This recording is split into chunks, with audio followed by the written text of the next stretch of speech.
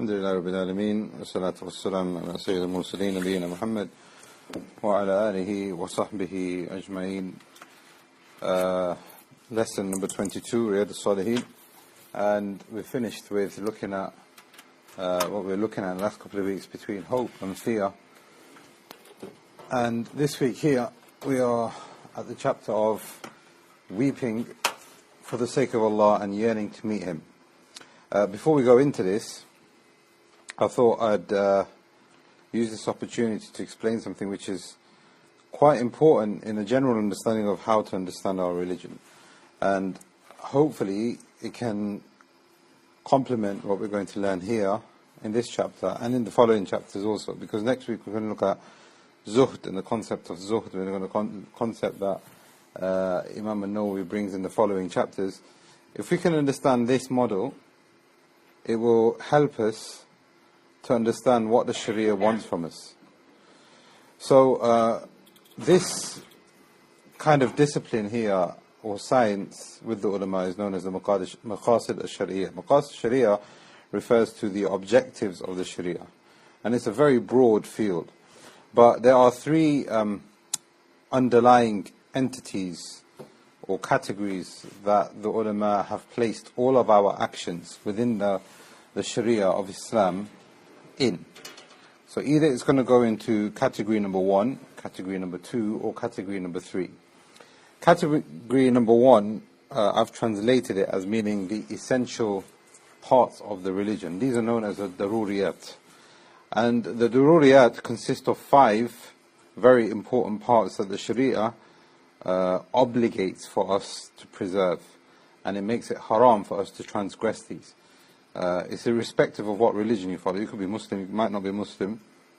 But these 5 are from the essential rights that every single human being, and you can even probably extend some of these to even animals, enjoy.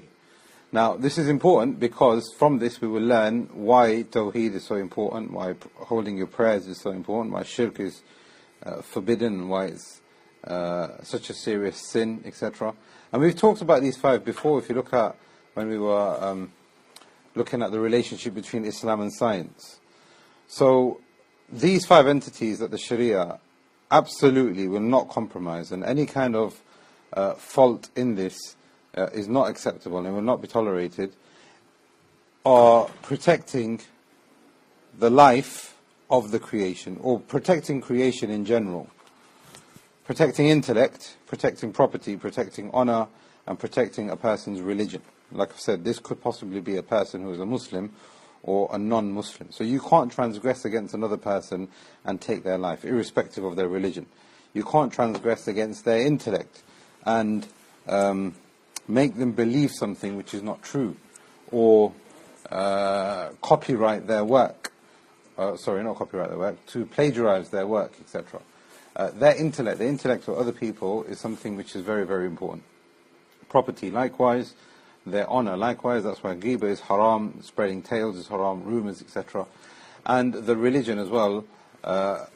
Everyone enjoys religious rights, even within an Islamic framework. It's contrary to a lot of people think, but a person living in an Islamic country is free to follow whatever religion he wants to follow, and the country can even facilitate, if they wanted to, the following of that religion in that country.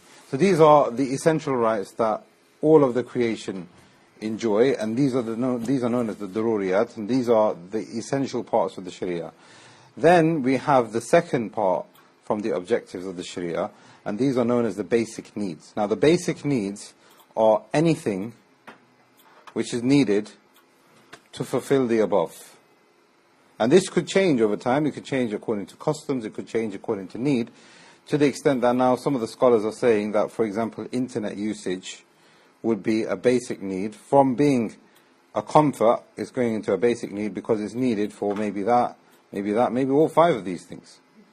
It might be far-fetched to say you need the internet to stay alive, but for some people maybe, to keep their sanity. But at least for their intellect, a lot of intellect is found on what do they call them, air drives, I think that's the right way of saying it, cloud drive or something like that, properties connected to internet, etc. So that's just an example of how anything which is going to fulfill the essential rights would then be considered as a basic need.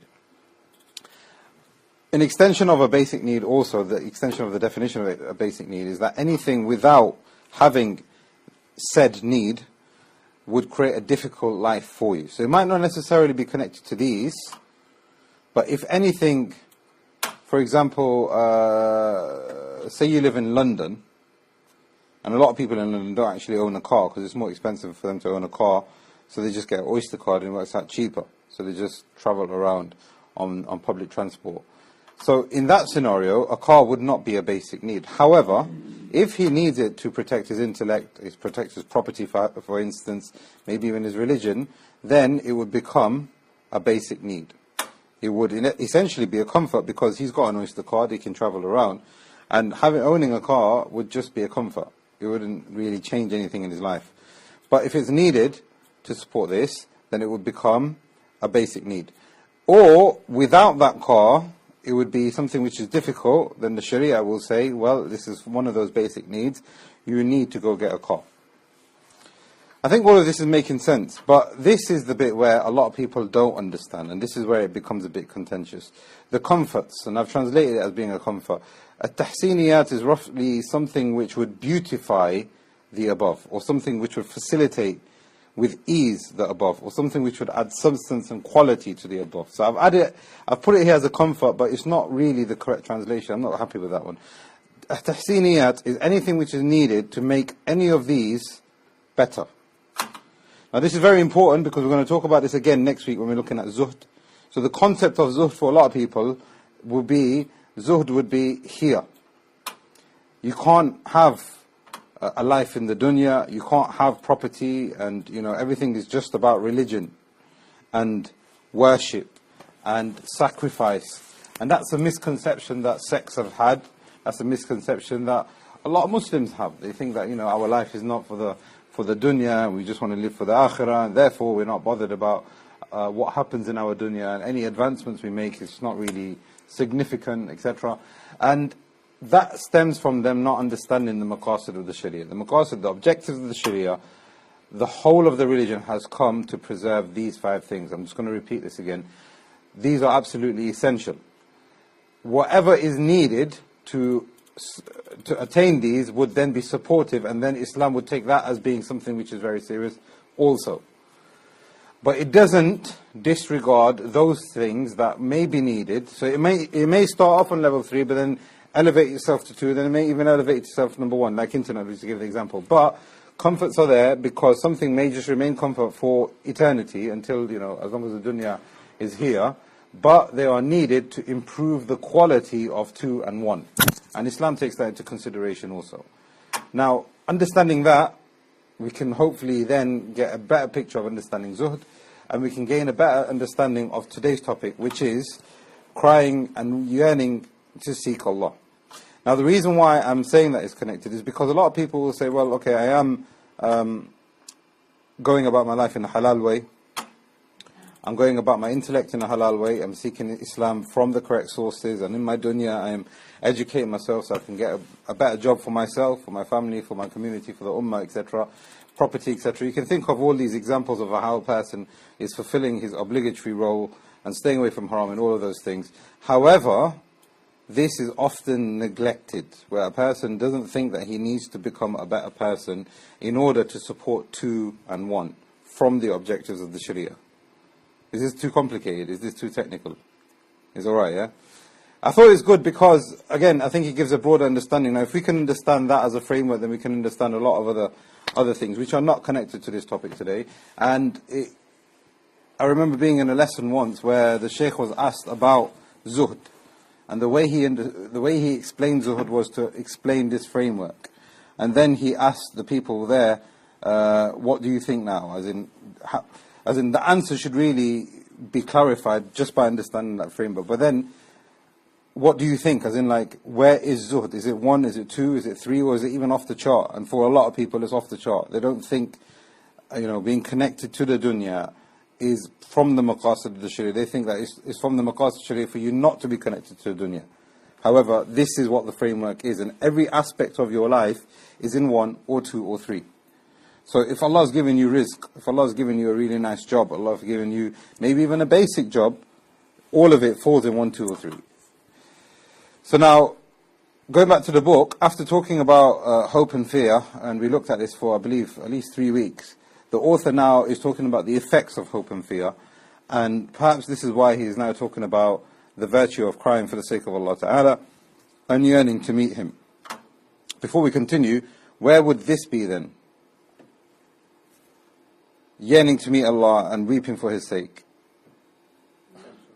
It would be an essential right. So now, if you would say that it's essential that every single Muslim must yearn to meet Him and weep in thinking about Allah, that would become an obligation. And if you weren't to do that, you'd be sinful. It wouldn't be, would it? For most people, it would be from the comforts and those things which would beautify the basic needs and then beautify the essential rights. So if a person is not doing these things, then it's not as if he's not a Muslim. It's not as if he has contradicted the reason why the Sharia has come. However, if we look at hope and fear, where would that fit now? Is that comfort? For a lot of people, it is. For a lot of people, this is why I think this introduction is really, really important, because this would actually need probably a few sessions to broaden it even further and to talk about a lot of the misconceptions that Muslims are having in understanding the religion today. But if you think about it, a lot of people are just happy with praying and fasting and giving zakat, but they're not really bothered about changing their lives because there is no hope and fear. And if you tell them, Akhi, fear Allah, you're going to be standing in front of Allah, they often just brush it off and think, well, I'm okay, I'm praying salah, I've got a beard, I listen to nasheeds, I'm not listening to music, and those kind of things. So hope and fear would then just become one of those comfort things that, yeah, look how pious, I know a pious person because he has fear of Allah more than me, but it's not that, it's not essential for me to have it. However, it becomes here now. But for a lot of people, crying for the sake of Allah is over here. That's how you personify your iman. So they see you, oh, look at him, he's crying all the time, he's making dua, reciting the Quran and he's crying. However, if you haven't got hope and fear, then that is useless. You see how it's becoming opposite in certain scenarios. And that's just one scenario, and we can find plenty of scenarios with a lot of the things that are happening in the ummah where the daruriyat and the hajiyat and the tahsiniyat are getting muddled. And because of that, people don't have a good understanding of the maqasid and the objectives of the Sharia. How to bring about this act of worship? Now, the reason why I've put this here is because the text that Imam al-Nawawi brings from the ayat of the Quran and the hadith, and even the explanation which I've based on today is based on Shaykh Muhammad al-Uthaymeen rahimahullah. They don't really give you a step-by-step process on how to create this in yourself. As in, they're doing it in the way they're speaking. They're doing it in the text that they're bringing, don't get me wrong. But it's not black and white. It's not like, do this. So, from what I was, looking at from my notes and different things I've got, I've managed to put it down to 4, but I'm sure it's a lot more extensive than that. How can you bring about wanting to meet Allah and yearning to meet Allah? Yearning is a lot stronger than wanting, obviously. And bringing about crying and weeping for the sake of Allah. Again, weeping is a lot more stronger than crying.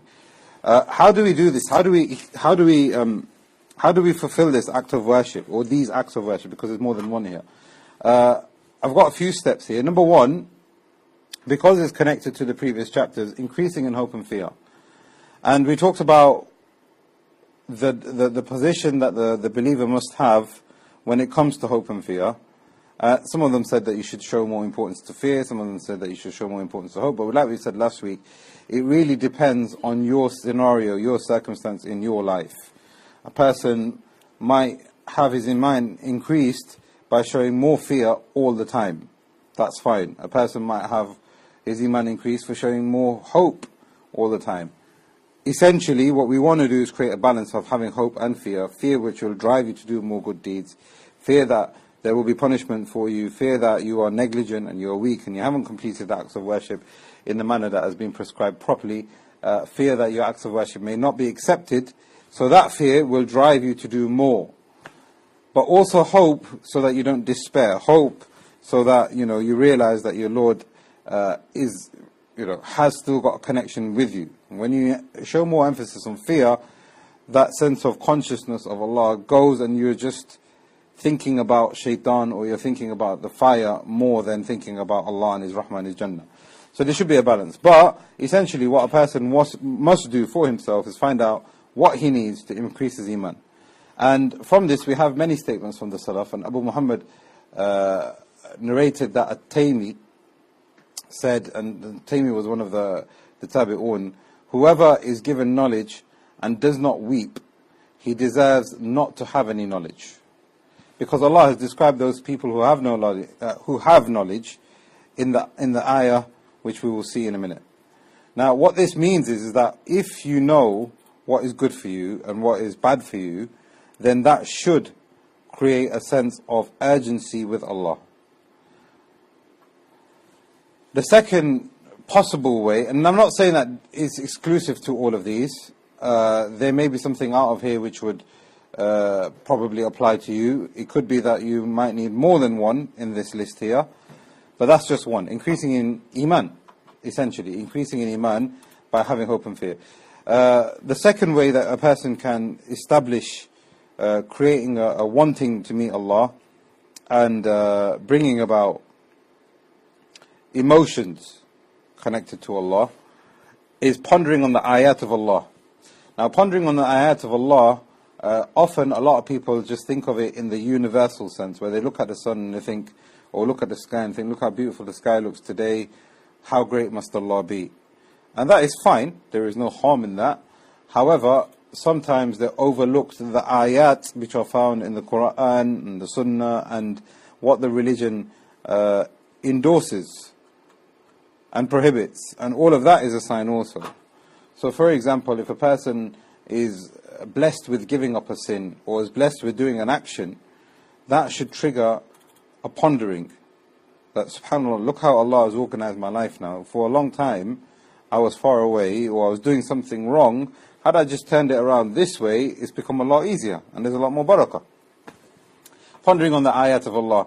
Now, one of the biggest ways that the Salaf used to do this is when they used to look at the things that are changing around them, and when they used to read the Quran, or the hadith, they used to make that personal to themselves. So when they're reading the ayat of the hellfire, for example, they would think that ayah is describing them.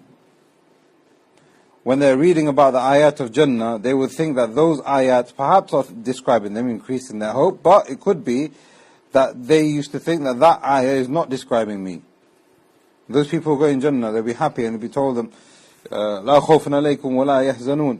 There is no harm upon you, there is no grief upon you. I'm going to be stopped from that. It's potential, and that is potentially the case. All of us could be stopped from that. Wouldn't that create a state of worry? Yes, it would, and that's exactly how the Salaf were. Or where a person would be thrown into the hellfire, and Allah, for example, will say, and that person will be screaming and he'll be asking for help, and the angel will say, أخسوا فيها ولا تكلمون. Stay in there and perish in there, and you are not allowed to speak. You have no one to speak to. How would you like if that ayah was revealed about you? It might be revealed about you, and that's how they placed it into themselves. That's the ayat of the Sharia where a person can ponder on. But also there are ayat in the Qawn, in the universe, where a person can also ponder on. So they can, for example, think about how things are changing around them right now. The weather is becoming hotter, people are becoming happier, and this is what Allah is bringing about. Allah is bringing about change in the universe. Allah is bringing about change in continents. It's not just England that's going through a change in weather.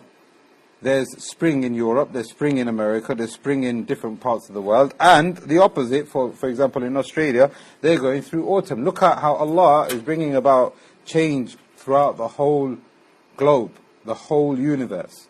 And with that, Allah talks about the day and the night alternating a lot in the Quran, because Allah wants us to ponder on how He takes people away from misguidance and puts them into guidance, and how He takes people away from ease into difficulty. this pondering in the Qawn and the Sharia will create a level of personal connection and interaction between you, and intimacy between you and your religion. So, for example, we have different narrations from the Salaf. Sufyan used to weep a lot, and he used to weep so much. He used to say to his family, "I'm afraid that my faith will be taken away. I'll die upon not Iman." Why? Because he's reading the ayat, the same ayat that we are reading, that people have died without Iman. What happens to them?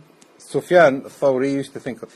Now, the story doesn't stop there, it continues. Ismail ibn Zakaria described that Habib Muhammad is one of the people that used to live close to Sufyan. And he described that Sufyan, every night and every morning, we used to hear him weeping. Weeping, as in, his neighbor can hear him crying. It's not just gentle crying, it's not just gentle moaning, it's actual weeping. So one day he went to his wife and he asked him, what's wrong with this guy? He's always crying. All I can hear is him crying. And she said, by Allah, when the evening comes, he fears that he will not live until the morning. And when the morning comes, he fears that he will not live until the evening. And what this means is that he fears. Now, why would that be important? I mean, if you're going to die, you know you're going to die. But why that is important? Because he fears that within these few hours, it could be that he is taken in a state where his deeds may not be accepted. What happens? Then he dies in that state of him not having Iman. This is the interaction that they had with these texts. This is how they made the Qawn, the universal ayat of Allah, the signs of Allah, and the signs of Allah in His texts, in His religion. That's how they made it personal to themselves. Another way that we can create these acts of worship is knowing the greatness of your Lord and the weakness of us as slaves. If a person is alone and he is in his own private setting and he thinks about his Lord and he thinks about how weak he actually is, and he thinks about and he ponders on all of the sins that he has committed, and he thinks about all of the favors that Allah has given to him, then it is very likely that in his own private sitting, or in his own private time, he will have a balance between hope and fear. And then this will definitely impact how he is outside.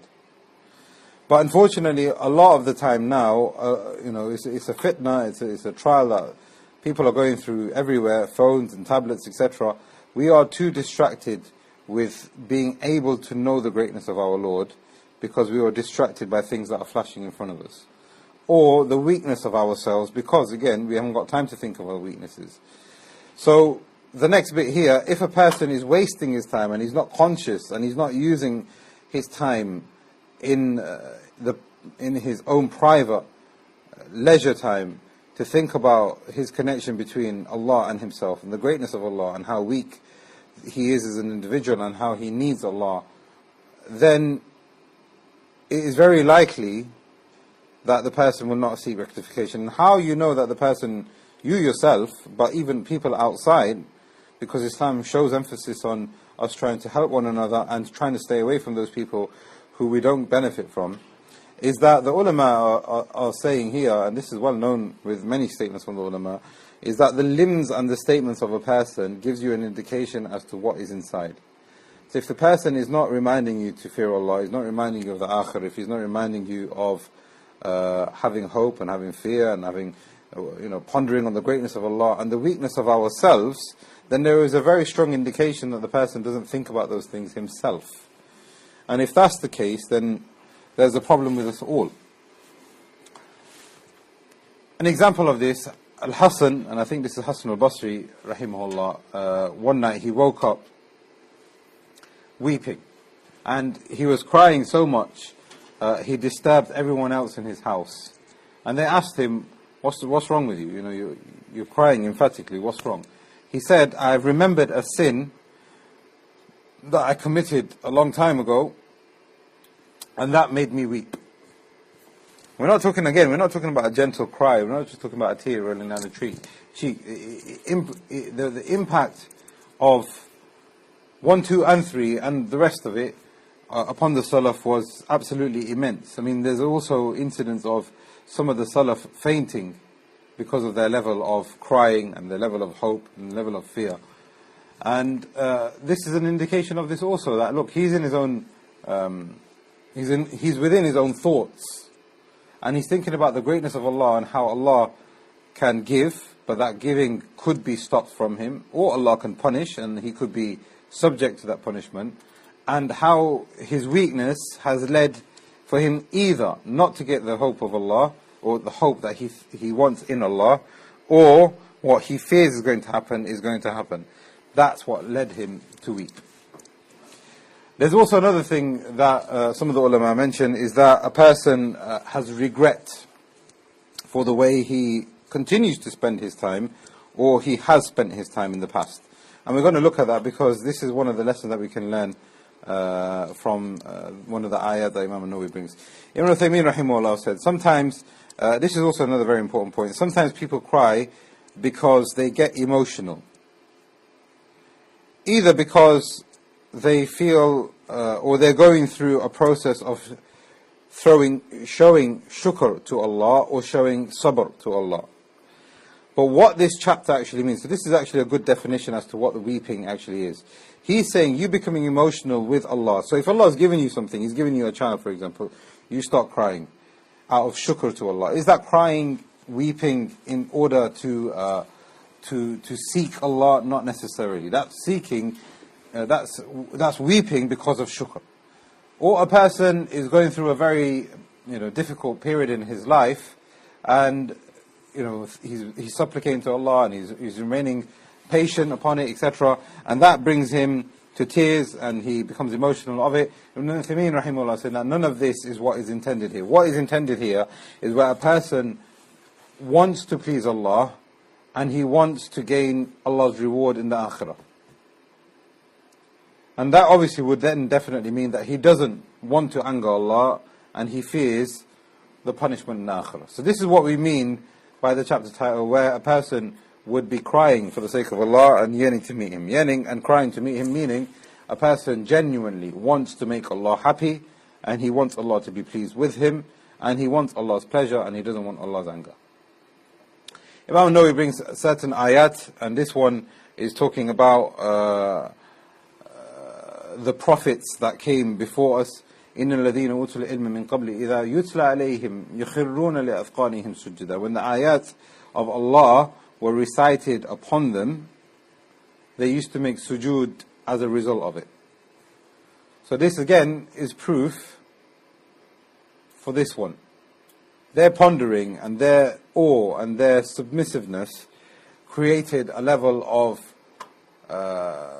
humility towards Allah. So their reaction to pondering to the ayat of Allah was to make sujood and to show humility. وَيَقُولُونَ, and they say, سُبْحَانَ رَبِّنَا إِن كَانَ وَعْدُ رَبِّنَا لَمَفْعُولًا. Glory be to Allah, how far He is from any kind of mistake, and how perfect He is at the same time, that the promise of Allah is definitely going to happen. What's the promise? Jannah or Jahannam, the resurrection, the accounting, the consequences.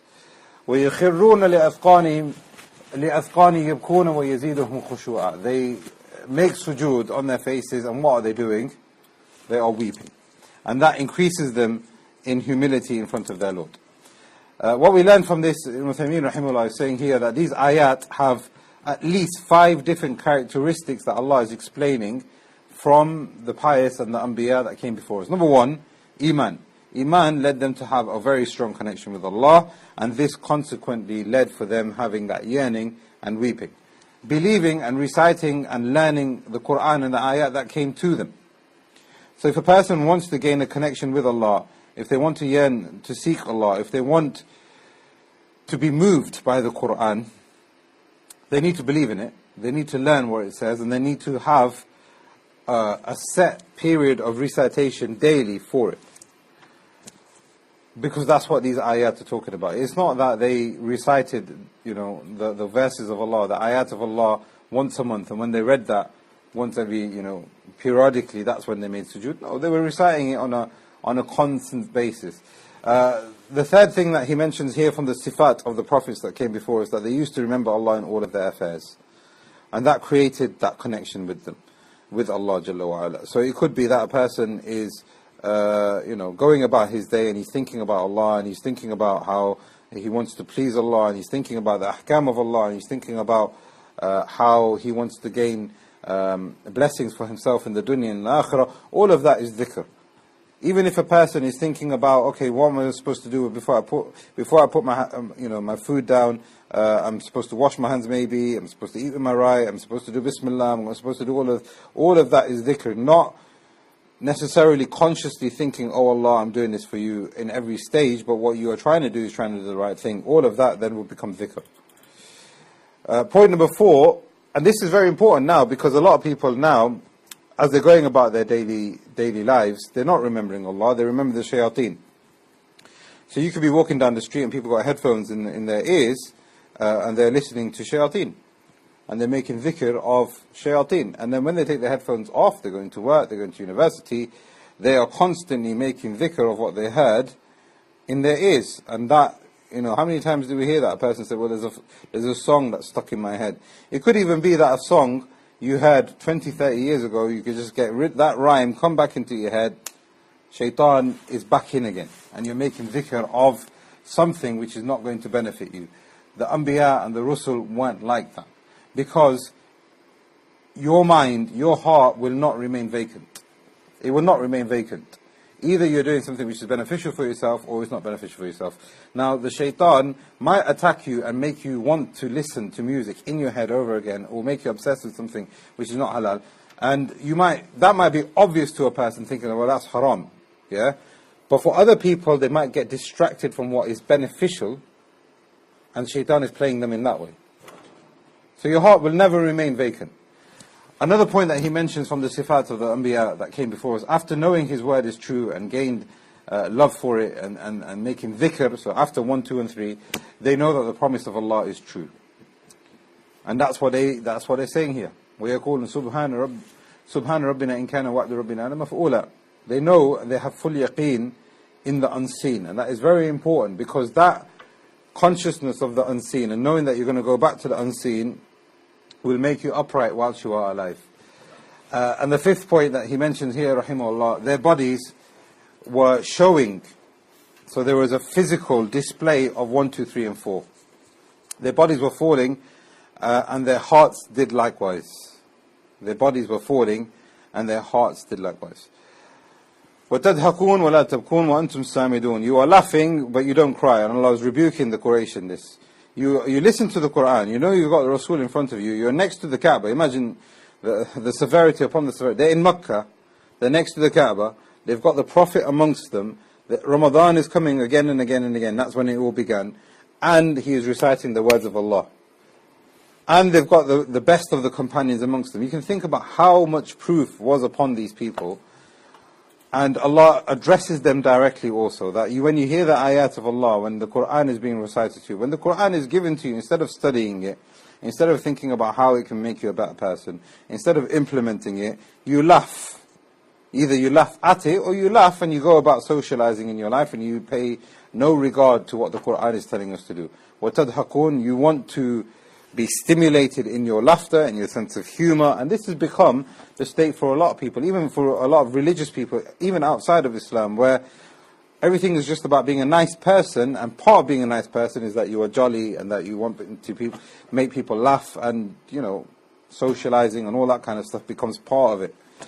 And Islam is saying there's nothing wrong with that, but if that becomes your default, then there is a problem, because what that means is that you're not thinking about the unseen, and that level of seriousness goes down. وَلَا تَبْكُونَ. There is no seriousness in your life anymore. وَتَدْهَكُونَ. And there is no seriousness. وَلَا تَبْكُونَ. وَأَنْتُمْ سَامِدُونَ. And you are turning away. You are arrogant. You are ignorant. You don't want to realize that you have missed out on a lot. And this is now reinforcing point number 4, where a person should have regret for what he is doing right now in his life, or for something that he has missed in an opportunity in the past. Ibn Uthaymeen rahimahullah said, this is actually a rebuke for those who know the Quran exists but doesn't benefit from it. Such often comes about when he thinks highly of himself. So basically, I think there's a typo here, but what he's saying here, rahimahullah, that this can only come about when a person sees himself as being safe and upright. A person will continue socializing and, going about his life not needing to change anything. And play is very important in our society now. There's so many different games. Those people who play get the most highest of salaries. It's all about having fun. And Allah is saying here, when you do that, that's when you get distracted from seriousness, and that seriousness will make you a person that has iman in the akhirah. When you lose that, then you're losing any benefit from the Quran. And when you lose that, like the Shaykh is saying here, you lose uprightness, and you think yourself to be safe. You think yourself that, okay, well, at least I'm praying, and that's the best of us. But some of us not even praying, they think, well, at least I have iman, I'm still a Muslim, I still identify myself as a Muslim. But Allah is saying, no, that's not the case. That's not how you are successful. That's not how you yearn to meet Allah. Hadith 446, and this is also being used by some of the ulama for point number 2. And point number 2 is, if we remind ourselves, that a person has a connection with the Quran and the ayat of Allah, the universal ayat of Allah, and he ponders on them. And he makes it personal. And look how the Quran moved the Anbiya and the pious people that came before us, but also moved the Prophet ﷺ.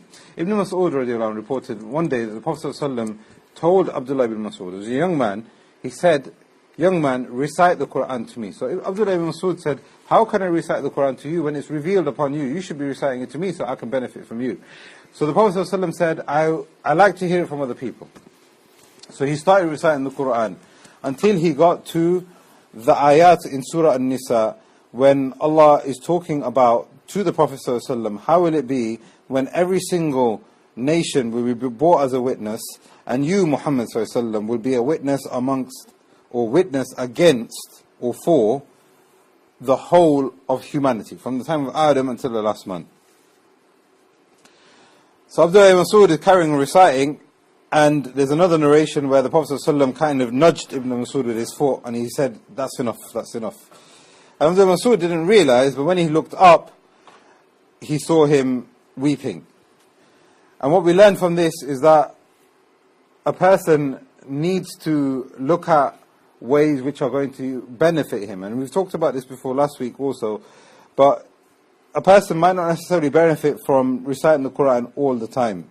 I'm not trying to say that the Quran is that's the nucleus here, but a person needs to think about things that he needs to change in his daily routine in order to make that level of iman go up or remain high, or if it's gone down, he needs to make changes. And that could be him studying the Quran, it could be him reciting the Quran if he understands it well, it could be him listening to the Quran like the Prophet ﷺ is doing here. So the Prophet ﷺ used to recite the Quran, but on this occasion he said, well, I'm not going to recite the Quran, I want you to recite it. So now the Prophet ﷺ himself is changing the routine.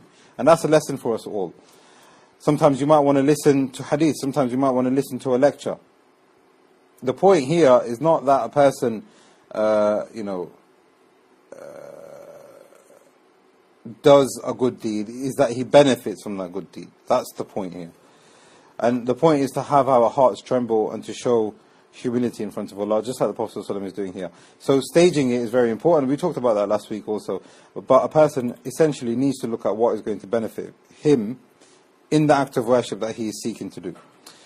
447, Anas bin Malik radiallahu anhu reports that the Messenger of Allah sallallahu alaihi wasallam delivered a khutbah one day, and it was a khutbah like we've never had before. And he said, and he, it was very thought-provoking. It was a very emotional delivery from the Prophet sallallahu alaihi wasallam. And within that he said, if you knew what I knew, you would laugh little and you would weep a lot. And when the companions heard that, their faces dropped and all of them began to weep. Ibn Uthaymeen rahimahullah said, how can a person ever have his heart and his life changed when he himself is empty inside? When the companions knew what the Prophet ﷺ was talking about, it is just one simple line, but they knew the implications of that. And that can only come about when there is no emptiness. It only comes about when the person has, a syllabus of him benefiting himself until he gets to that level of having something very basic explained to him or read to him, but he's able to understand the profound meaning that is behind it. But that can only come about when his heart is not empty in the sake of Allah. 448, when a person weeps out the fear of Allah, he will not enter the hellfire. And this is a promise from Allah Jalla wa Ala.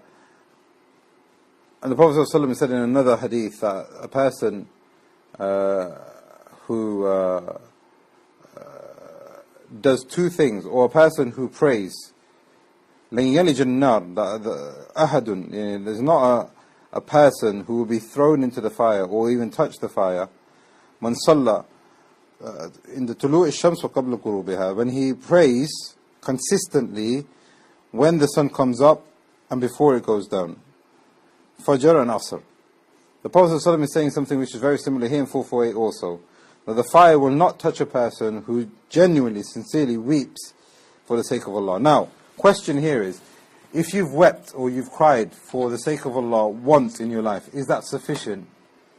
Just like the hadith I just quoted now, is it sufficient if a person prays Fajr and Asr once in his life and he's never going to go to the fire? That's not the meaning here. The meaning here is that a person has a level of consistency in his life. He's looked at all those steps to increase his iman, and he keeps that as a consistent pattern in his life. When he does that, the Prophet ﷺ has promised here that that person is on the right track. 449, very long hadith, we've seen this before also. The Prophet ﷺ said that there are 7 people who Allah will shade on a day where there will be no shade except the shade of the throne of Ar-Rahman. And from them, he mentioned a person, when he is alone, he's on his mobile phone. Is that right? No. A person, when he's alone, he's flicking the channels. That's not right either. What is he doing when he is alone? He is thinking about Allah, and he's thinking about how the favors of Allah, and he's thinking about how he wants to get closer to Allah, and he's thinking about his mistakes, and he's thinking about how all of this could be for him or against him in the Akhirah. And this is going to be a great day of darkness, and it is only that some people will be given light on that day. And from them, those people who weep for the sake of Allah will have that. And if you think about all of the 7 that have been mentioned here, it kind of ties in with everything that we mentioned before about having your iman increased, because all of them have a sense of struggling, all of them have a sense of crying, all of them have a sense of yearning and wanting to seek Allah. So he said, for example, a person who is an upright ruler, or a person who grew up obeying Allah from a very early age until he became very old, a person who is attached to the masjid, 2 people who love and meet for the sake of Allah, a person who has been told to do something haram, but he says I fear Allah, a person who gives in sadaqah and he doesn't know how much he's giving, he doesn't calculate it, he doesn't consider his own affairs, he genuinely gives from the heart, from the depths of his heart for the sake of Allah. If you think about all of those people who are going to be saved on that day, there is a consistent pattern of a person sacrificing, yearning, weeping, even though they have been mentioned separately. So it's not that a just ruler won't weep for the sake of course he will. It's not that a person who has been tested with a sin won't want to give in sadaqah. Of course he will. They're all intertwined. 450. A companion said that I came to the Messenger of Allah and he said that he was performing salat and I heard him weeping, and it's as if his chest was like a boiling kettle, as in he was weeping on a constant level, on a pitch that wasn't changing. And what we learn from this also, from all of what we've seen before also, is that the effects of the speech of Allah on the best of the creation. Because he knew what it meant literally, the kalam of Allah, and he knew what it meant metaphorically, and he knew the deeper meanings behind the statements of Allah. This is what happened to the prophets before, as we saw in the ayahs before, and this is how the Prophet ﷺ himself was. But what about those people who were not prophets? How did it affect those people around him? Is it possible that the Prophet ﷺ used to weep and he used to yearn to meet Allah, but the companions didn't benefit that from him? They didn't learn that from him? Of course they did. So now we have another instance here from the companions. 451, Messenger of Allah said to Ubay bin Ka'b, Allah has ordered you, Ubay, to recite Surah Al-Bayyinah to me. So Ubay said, Allah sammani, did Allah say my name? Did Allah say to you, Ubay bin Ka'b, by name? He said my name. And the Prophet ﷺ said yes. Then Ubay couldn't recite the Quran, he started to weep. Why? Because he just realized that his Lord has said his name by name. In telling him to recite the Quran, his own words, it's like a permission given to Ubay to recite it upon the person that it was revealed upon. The effects of the books of Allah, the literal effect, the metaphorical effect, the effect of them having a prophet around them. Hadith 452 is a bit long. Anas bin Malik radiallahu anhu said that after the death of the Prophet ﷺ, Abu Bakr said to Umar, and we've seen this hadith before also, let us visit Ayman. And they went to visit Ayman, and they saw her weeping, and they told her, look, have sabr, the Prophet passed away, but he's in a better place now. So she said, listen, Abu Bakr, Umar, that's not why I'm crying. I am crying because I know he's in a better place, but I'm crying because the revelation has now stopped. That yearning, that the Prophet ﷺ used to remind them of the akhirah. The Prophet ﷺ used to be an example of the unseen in the seen. Allah says, فَقَدْ جَاءَ أَشْرَاتُهَا, that the signs of the unseen hour which is going to be established, the Prophet ﷺ was one of those unseen that became into the seen. Because the Yahud and the Nasara and those people before knew a prophet was coming, that would be from the unseen. And for us, he's from the unseen. He's a prophet, and he's like just the rest of the prophets. We haven't physically seen him. She said now, the unseen became into the seen. A prophet, the books, he was there describing the angels in front of us. He was there describing heaven and hell and all those different things. But when he's gone, all of that stopped. And now we've just become ordinary people again, just interacting in the seen. This is how it affected them. Hadith 453, Ibn Umar radiallahu anhu narrated when the Prophet ﷺ became ill and his illness became serious, Abu Bakr was left in charge to lead the prayers. And Aisha radiallahu anha said, don't choose Abu Bakr. She's saying to her husband about her own father, don't make him lead the prayers. So he said, why? And she said, huwa rajulun asif. He is a man who, asif is like a person who is very emotional. He starts reciting the Quran, he just starts crying. And the people are sitting there waiting behind him. And she's saying, that's not befitting. And the Prophet ﷺ became very, very angry. And he said, this is the plot like the plots of those who plotted against Yusuf. And what this means is that the Prophet ﷺ is saying that, no, you are wrong in this scenario. It's not that he's shutting her down and saying that, your opinion is not valid here. But it's the actual opposite. If there's anybody who is befitting to lead the salah after the Rasul of Allah, is the person who wants to meet Allah the most from amongst them, and who wants to weep in front of Allah the most amongst them. But what we learn from this also, and I just want to put this as a note here before we finish, because this is the second last hadith, that he didn't rebuke her for her saying what she said. He didn't rebuke her to say that, he shouldn't be in charge. Maybe you should choose someone who's going to just recite the Quran fluently without any disruption. He didn't rebuke her for that. So what we learn from that is that crying is not necessarily the objective. If you meet somebody, and we learn this from the reply from the Prophet ﷺ also, if you meet somebody or you listen to a reciter and you think, you know what, I've listened to reciters and I hear them cry all the time, or a person, he's giving a lecture and I hear another person giving a lecture and the second person's crying all the time and the person's reminded by Allah all the time and he cries and he's very emotional, whereas another person is not like that, that second person must have something wrong with him. Crying is not the objective. Crying is just a symptom. Crying is just a way to show that connection, but it might not necessarily show itself like that with everyone. So crying itself is not the objective. And like the Shaykh said in the very beginning, people cry for different reasons. If a person has the unseen clear in his mind, if he wants to benefit and learn more from the Quran that he is reciting or what he is listening to from lectures, etc., the main point here is that he is affected by it. The main thing that he changes by it. And that's what Allah wants from you. Allah doesn't want you to cry and then you go about your day as if nothing's changed. That's not the point here. Allah wants you to personalize this religion to yourself. So when Allah is talking about the fire, yes, it could be talking about you. When He's talking about Jannah, yes, it still could be talking about you. That might make you want to cry, but that might not. But what Allah wants from you is that you increase in your level of acceptance. You want, a change to happen in your life. The last hadith here the last hadith here is 454. Ibrahim ibn Abdul Rahman ibn Auf, the son of Abdul Rahman ibn Auf, famous companion, said that food was brought to him whilst he was fasting. And we know this happened, very early on in Islam, because Musab ibn Umair passed away in the 3rd year of Hijrah.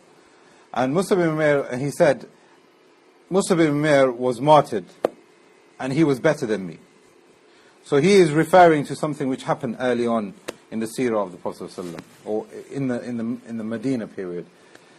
So he remembers, when the food is being presented to him, he remembers his friend Musab ibn Umair, radiallahu anhu. And he said that this man was martyred at Uhud, and he is better than me. And when he passed away, he only had one sheet enough to cover his body. And that sheet didn't actually cover his body. So when we tried to cover his head, his feet would be exposed. When we covered his feet, his head would be exposed. The food that was presented to him made him remember in seeking Allah and weeping for the sake of Allah.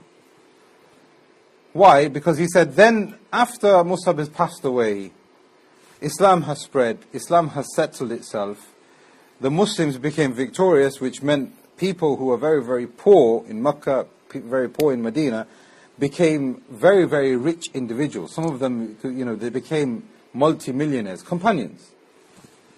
So he's saying about himself here, the bounties, me, myself, I became very, very rich. This is from the generosity of Allah. But I am afraid that Mus'ab has gone and he has taken his rewards with him, whilst I am having my rewards in the dunya here. Why has Allah chosen Mus'ab to go and me to stay? Whilst I am staying here and I've become very, very rich and wealthy and I've got a big house and lots of kids and all that kind of stuff.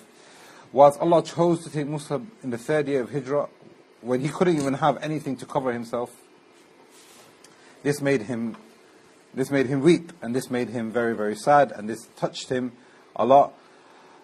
Here we've got Ibn Uthaymeen talking about the personalities of these people. Musab ibn Umair, let's just summarize here. He came actually from a very rich family, and I think this is probably one of the reasons why, Allah knows best why Abdul Rahman ibn Auf remembered him. Because Musab ibn Umair, he was so wealthy, he used to have clothes shipped in from different parts of Arabia for himself. And then it was tailor-made for him. That's how wealthy he was. His shoes likewise. And he had the best of food, he had the best of everything. And he lived in Mecca. When he accepted Islam, he became one of the poorest of people, for the sake of Allah. Because everybody renounced him. His family stopped giving him money. He lived a life of poverty. And the thing that enriched him the most was the Quran, was seeking that yearning of Allah. And that yearning brought about benefiting for him in the religion. And from this, the Prophet ﷺ saw something which was something special in him.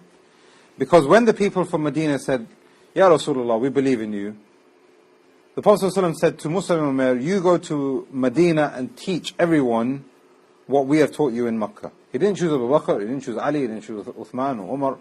He chose Musab ibn Umair. Musab ibn Umair went to Medina, and the whole of Medina became Muslim under the hands of Musab ibn Umair. To the extent that the books of Seerah are saying that when his da'wah spread in Medina, openly you could hear the Quran being recited. You walk around the streets and you can hear the Quran being recited behind the walls of people's houses. Because now people accepting Islam, the first thing they need to do is learn how to wash, learn how to pray, and they were memorizing, and that was all because of his da'wah that he had. So what we learn from this, Ibn Uthaymeen rahimahullah was saying, he left the life of riches and he made hijrah to Medina. On the day of Uhud, he passed away and he was martyred. Abdul Rahman ibn Auf was narrating this. After Islam had spread and became very, very rich, he felt as if he lost that connection and yearning to the akhirah. This is the point that we learn from this. And when he remembered that, that made him want to seek Allah again, and it made that connection and that yearning brought about the symptoms that we were talking about, which is crying and weeping for the sake of Allah.